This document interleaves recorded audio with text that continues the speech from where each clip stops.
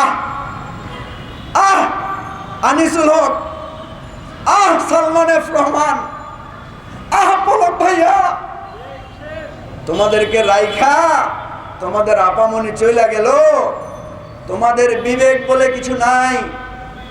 আমি যদি ছাত্রলীগ যুবলীগ করতাম, সবার আগে কইতাম হাসিনারে আগে আমাদের হাতে আইসা ছেড়ে দাও। যেই নেত্রী তার কর্মীকে রেখে পালিয়ে যায়, সবার আগে কর্তব্য হচ্ছে কর্মীদের ওই নেত্রীর বিরুদ্ধে ব্যবস্থা গ্রহণ করা। আওয়ামী লীগ যুবলীগের কর্মীদের দায়িত্ব হচ্ছে সবার আগে শেখ হাসিনাকে জাতীয় বেঈমান ঘোষণা করা। তোমরা এমন একটা দল করো, এমন এক আওয়ামী লীগ, এত লীগ তোমাদের, এত ছিদ্র তোমাদের, আজকে তোমাদের 15ই আগস্ট পালন করার মতো কোনো ব্যবস্থা নাই। তো কেমনে ব্যবস্থা করব? পথে পথে পাহারা। ওরে বাবা, এত পুলিশ, এত বিজিবির মধ্যে আমার ছেলেরা মিছিল করছে না ভাই? এত বিজিবি, পুলিশ, গুলি, এত সাউন্ড গ্রেনেড, এর মধ্যেও আমরা সংগ্রাম করছি না? আমাদের গায়ে বুলেট আছে না? তোমরা এখন মাত্র ছাত্র দেখেই পালাই গেলা। ছাত্র দেখেই এখন প্যান্ট কাপড় ভিজে যাইতেছে। আমরা বলছিলাম, শেখ হাসিনা আপনি এইভাবে রাজনীতিটাকে ধ্বংস করছেন, দেশটাকে ধ্বংস করছেন, রাষ্ট্রটাকে একটা তলাবিহীন ঝুড়িতে পরিণত করছেন। শেষ পর্যন্ত আপনি আওয়ামী লীগ, ছাত্রলীগ, যুবলীগ, দরবেশ লীগ সব ধ্বংস করে দিয়ে গেছেন বাংলাদেশে।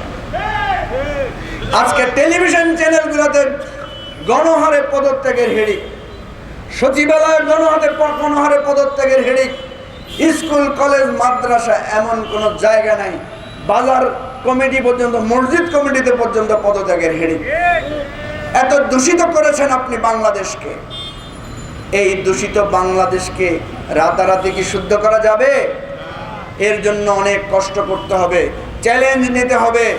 আজকে আমার যেই ছাত্ররা ট্রাফিক সিস্টেম নতুন করে করার নির্দেশনা দিয়েছে, আমরা পুলিশকে বলবো, সেনাবাহিনীকে বলবো, আগামী 2 মাস ঢাকা শহরের যানজট নিরসনে ছাত্রদের নীতিমালা অনুসরণ করে আপনারা এই যানজট বন্ধ করুন।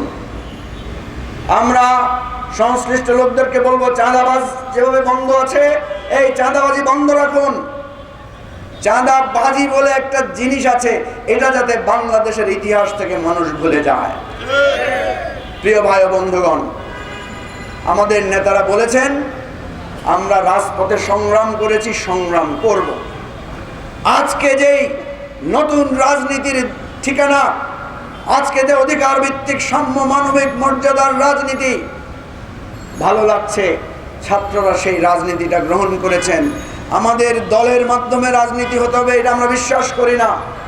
আমরা মনে করি আমরা যেই স্বপ্ন, আমরা যেই চিন্তা, আমরা যেই দিক নির্দেশনার কল্পনা করেছি, সেই কল্পনার আলোকে যেই রাষ্ট্র গড়ে উঠবে সেটাই আমাদের রাষ্ট্র, সেটাই আমাদের নতুন বাংলাদেশ, সেটাই আমার শহীদের রক্তের উপর দাঁড়িয়ে সবুজ লাল পতাকায় বাংলাদেশের স্বপ্ন নিয়ে আমরা এগিয়ে যাব।